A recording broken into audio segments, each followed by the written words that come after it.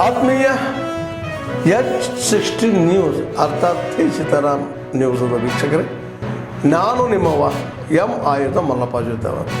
ತಾವು ಈಗ ಸುದ್ದಿಗಳ ಲೋಕಕ್ಕೆ ಎಂಟ್ರಿ ಹೊಡಿತಾ ಇದ್ದೀರಿ. ಈ ಸುದ್ದಿಗಳನ್ನು ಪ್ರತಿಯೊಂದು ನೋಡೋ ಜೊತೆಗೆ ನಿಮ್ಮ ಅಭಿಪ್ರಾಯಗಳನ್ನು ಹಂಚ್ತಾ ಇರಿ. ಯಾಕಂದರೆ ಈ ಸುದ್ದಿಗಳು ನಿಮಗಾಗಿ, ನಿಮ್ಮ ಬದುಕಿಗಾಗಿ, ನಿಮ್ಮ ವೈಚಾರಿಕೆಗಾಗಿ, ನಿಮ್ಮ ತಿಳುವಳಿಕೆಗಾಗಿಯೂ ನಿಮಗೂ ಗೊತ್ತು. ಜೊತೆಗೆ ನಮಗೂ ನಿಮ್ಮೊಂದಿಗೆ ಇದೊಂದು ಮಾತಾಡುವಂಥ ಜೊತೆಗೆ ಸುದ್ದಿಗಳನ್ನು ಬಿಡುವಂಥ ಕೆಲಸ.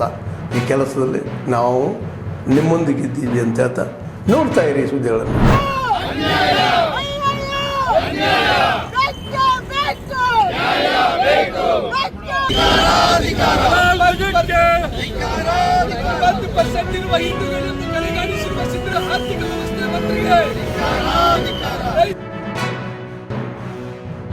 ಅದನ್ನು ತೀವ್ರವಾಗಿ ವಿರೋಧ ಮಾಡ್ತದೆ. ಕಾರಣ ಇಷ್ಟೇ, ಏನು ಈ ಬಜೆಟ್ನಲ್ಲಿ ಒಂದು ಕೋಮಿನವ್ರನ್ನ ಓಲೈಸ್ಕೊಳ್ಳುತ್ತಾ ಒಂದೇ ಕೋಮ್ಗೆ ಬಜೆಟ್ ಮಾಡ್ತಾ ಇದ್ದಾರೆ. ಒಂದೇ ಕೋಮನ್ನ ವಿಚಾರವಾಗಿ ಬಜೆಟ್ ಮಂಡಿಸಿದ್ದಾರೆ.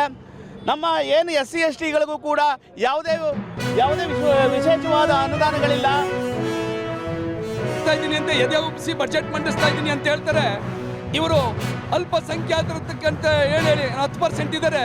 ಅವರ ಮೂಗಿಗೆ ತುಪ್ಪ ಮಾತ್ರ ಅಲ್ಲ, ಅವ್ರ ತಟ್ಟೆ ತುಂಬ ತುಪ್ಪ ತುಂಬಿ ಬಹುಸಂಖ್ಯಾತ ಹಿಂದೂಗಳನ್ನ ಕಡೆಗಣಿಸ್ತಕ್ಕಂಥ ಬಜೆಟ್ ಮಂಡಿಸಿದ್ದಾರೆ. ಇವತ್ತು ರಾಜ್ಯ ಪೂರ್ತಿ ಏನು ಈ ಸುದ್ದಿ ಹರಡ್ತಾ ಇದೆ, ಹಿಂದೂ ವಿರೋಧಿ ಬಜೆಟ್, ಮುಸಲ್ಮಾನರನ್ನ ಓಲೈಕೆ ಮಾಡ್ತಕ್ಕಂಥ ಬಜೆಟ್ ಅಂತ ಹೇಳ್ತಾ ಇದ್ದಾರೆ. ಅದು ಸತ್ಯವಾಗಿದೆ. ಈ ಬಾರಿ ಬಜೆಟ್ನಲ್ಲೂ ಬಜೆಟ್ನ ಪ್ರತಿಶತ 27% ಆದಾಯ ಎಲ್ಲಿಂದ ಬರುತ್ತೆ ಅಂತ ಹೇಳಿದ್ರೆ ಅವ್ರು ಹೇಳಿರೋದು ಸಾಲದಿಂದ 27%, 19% ಅಬ್ಕಾರಿಯಿಂದ ಬಂದ್ರೆ ಸಾಲದಿಂದ 27%. ಇದು ಸಾಲವೂ ಕೂಡ ಅವ್ರದೊಂದು ದಾಖಲೆ. ಈ ಬಾರಿಯ ಸಾಲ 1,16,170 ಕೋಟಿ.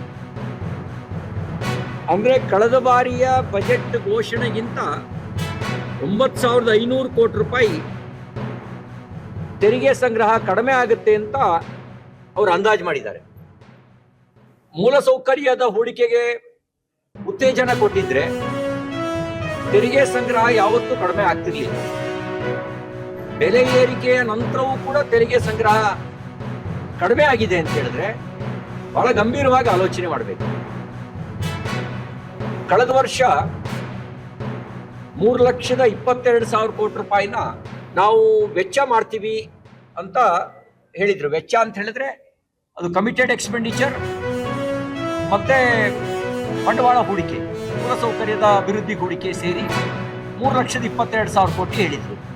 ಇದುವರೆಗೂ ಖರ್ಚಾಗಿರೋದು ಕೇವಲ 1,75,000 ಕೋಟಿ.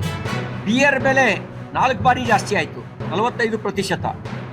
ಹಾಲಿನ ಬೆಲೆ 15% ಹೆಚ್ಚು ಮಾಡಿದ್ರು, ಮತ್ತೂ ಹೆಚ್ಚು ಮಾಡ್ತೀವಿ ಅಂತ ಹೇಳ್ತಾ ಇದ್ದಾರೆ. ಮತ್ತು 5 ರೂಪಾಯಿ ಪರ್ ಲೀಟರ್ ಹೆಚ್ಚು ಮಾಡ್ತೀವಿ ಅಂತ ಹೇಳ್ತಾ ಇದ್ದಾರೆ.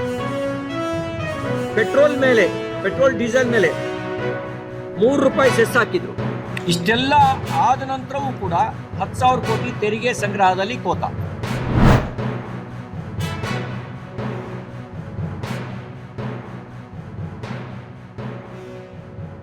और मातृशक्ति, सबसे पहले तो मैं अपनी ओर से और पार्टी की ओर से आप सबको महिला दिवस के, अंतर्राष्ट्रीय महिला दिवस के शुभ अवसर पर बहुत बहुत बधाई देता हूं, बहुत बहुत शुभकामनाएं देता हूं।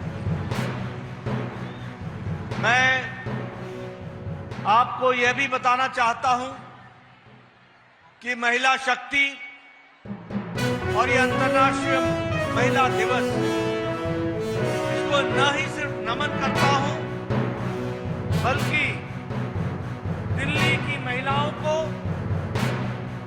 और दिल्ली की आम महिलाओं को नमन करते हुए धन्यवाद देता हूं कि उन्होंने दिल्ली में भारतीय जनता पार्टी की सरकार बनाने में बहुत बड़ा योगदान किया है.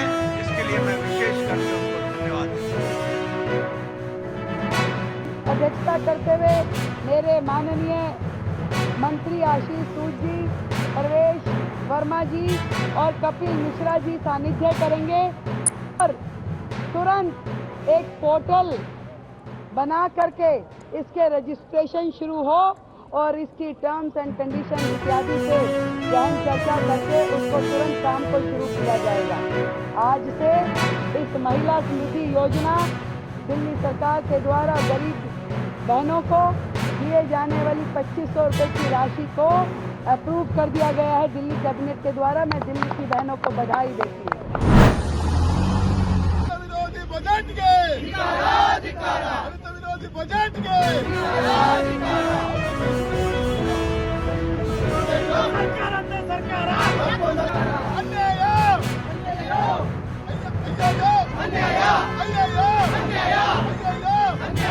ಸುಮಾರು 4 ತಕ್ಷಣ ಹಂಗೆ ಫ್ಲೈಓವರ್ ಅದಕ್ಕೇನು ಮಾಡಿಲ್ಲ. ವಿಮಾನ ನಿಲ್ದಾಣಕ್ಕಿದೆ 10 ಕೋಟಿಯನ್ನು ಸಂಕ್ಷೇಮ 10-15 ಕೋಟಿ ಸಂಕ್ಷೇಮ ಮಾಡಿದ್ದಾರೆ. ವಿಮಾನ ನಿಲ್ದಾಣಕ್ಕೆ 10-15 ಕೋಟಿ ಸಂಕ್ಷೇಮ ಮಾಡಿದ್ರೆ ಯಾವ ಮೂಲೆ ಸಾಕಾಗುತ್ತೆ?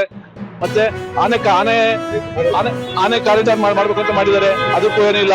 ಅದನ್ನ ಬ್ಯಾರಿಕೇಡ್ ಹಾಕ್ತಾರಂತೆ. ಬ್ಯಾರಿಕೇಡ್ ಹಾಕಿದ್ರೆ ಅದು ಶಾಶ್ವತವಾಗಿ ಅದು ಸಮಸ್ಯೆ ಬಗೆಹರಿಯುವ ಒಂದು ಲಕ್ಷಣ ಕಾಣ್ತಿಲ್ಲ ಸರ್ ಅಂತ ಹೇಳ್ತೀವಿ ಸರ್. ಎಲ್ರಿಗೂ ಬಹಳ ತೊಂದರೆ ಆಗಿದೆ.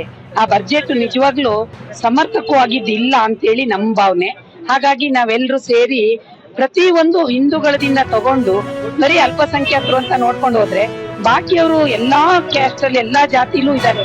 ಬಡವರು ಇಲ್ಲ ಅನ್ನೋ ಜಾತಿ ಯಾವ್ದೂ ಇಲ್ಲ. ಹಾಗಾಗಿ ನಮ್ಗಳಿಗೆ ಬಹಳ ಅನ್ಯಾಯ ಆಗಿದೆ.